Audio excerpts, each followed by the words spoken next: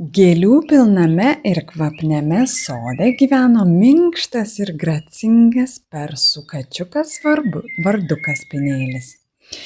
Jo kailis buvo toks baltas ir pūkuotas, kad atrodė kaip debesis, o jo mėlynos akys spindėjo kaip du dangaus lašai. Kaspinėlis mėgo žaisti su drugeliais, vytis vėjyje šokančius lapus ir ilgai snūduriuoti po rožių krūmais. Tame pačiame sode, nedidelėje skaidrioje vandens baloje, gyveno išmintinga ir rami vėžlė vardu Vanesa. Vanesa buvo sena, su blizgančiu smaragdo žalumo kiautu ir švelnia šypsena. Ji judėjo lėtai, bet su tokia ramybe, kurios Kaspinėlis, visada gyvas ir smalsus, tiesiog negalėjo suprasti. Vieną dieną Kaspinėlis vijosi boružę, kuri nusileido ant vandens lelijos lapo netoli Vanesos balos. Jis šoko visa savo energija, bet špliaukšt, jis pataikė tiesiai į vandenį. Kaspinėlis nemokėjo gerai plaukti ir pradėjo išsigandęs kniaukti. Vanesa, kuris snaudė balos pakraštyje, atmerkė vieną akį.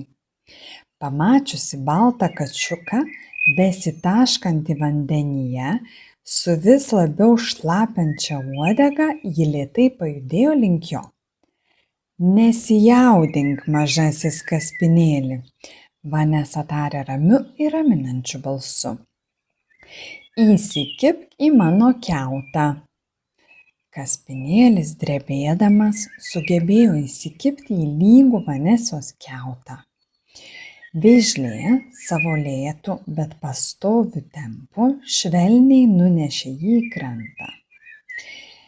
Saugiai atsidūrus ant žolės, Kaspinėlis nusipurtė drėgną kailį, priversdamas ją juoktis. Ačiū, Vanesa, tu buvai mano gelbėtoja, sušuko Kaspinėlis šiek tiek sugėdintas savo kritimo. Vanesa nusišypsojo. Nėra už ką, Kaspinėli, kartais net ir lėčiausi gali padėti greičiausiems. Nuo tos dienos Kaspinėlis ir Vanesa tapo dideliais draugais.